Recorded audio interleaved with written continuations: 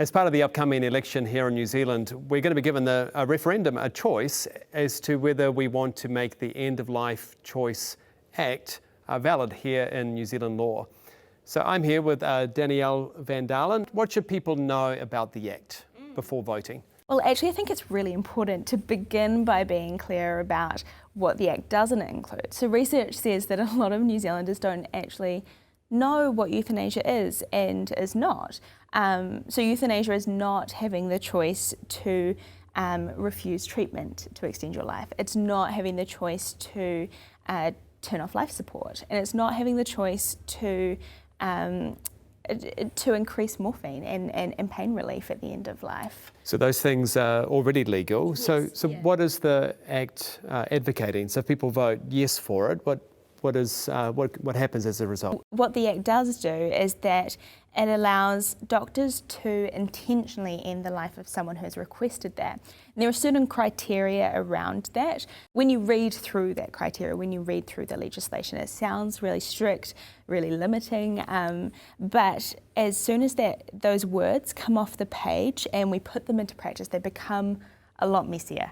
And so, for example, one of those pieces of criteria is that someone can be assisted to die if they have a terminal illness and are likely to die within 6 months. That sounds really clear, but as soon as you talk to doctors who have to make these kind of prognoses, they will readily tell you how difficult it is and how often those prognoses are incorrect. So at the end of life, in those kind of final hours and days, they can be a lot more accurate. But when you're talking about weeks and months earlier, there's a lot of guesswork involved. I would imagine some Christians would think, well, this is not a choice. I want to make my own life, but neither do I want to impose my morality onto others. How would you respond?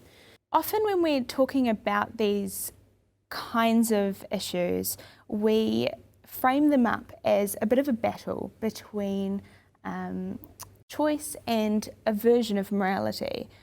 In reality, however, our choices are limited by law all the time. I might think that I'm a really safe driver, that I have a good car, it's a sunny day, it's safe to drive, it's a long straight road, so it might be safe for me to drive a little bit faster than the speed limit. But if in another situation that's not necessarily the case, and the law can't write something for that specific circumstance.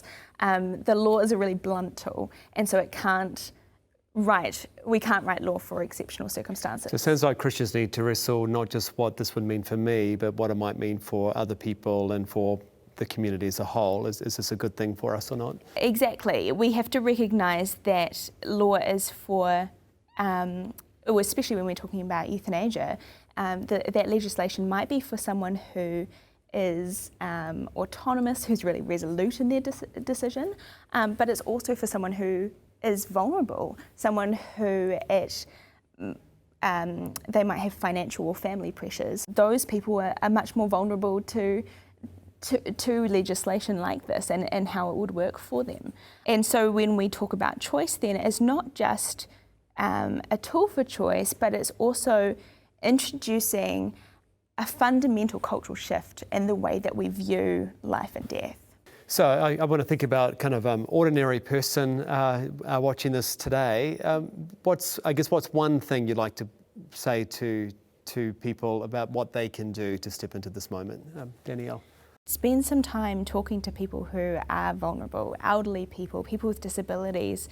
Build relationships with these kinds of people, because that's incredibly powerful. Loneliness is a real problem in New Zealand, and we can do a lot to alleviate that. I think it's really important that we don't forget about the medical side of this question and this issue, and recognise that actually pain relief and palliative care and hospice care are really important.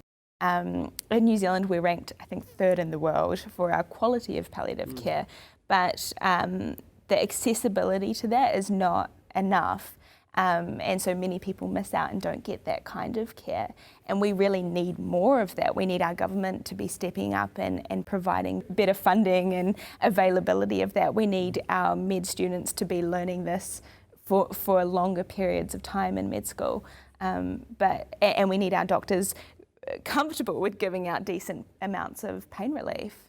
So where can people go to find out some of the resources? We have created a web page on our website, the Maxim Institute website, with a series of frequently asked questions with answers that outline some of these practicalities or how the Act will work in practice. Also a series of short video clips that people can go to with experts who have spent a lot of time thinking and reading about this, as well as practitioners who have to live this stuff out. One of them is a palliative care expert from the UK who talks about the process of dying, and it's something that we don't really understand or experience much today.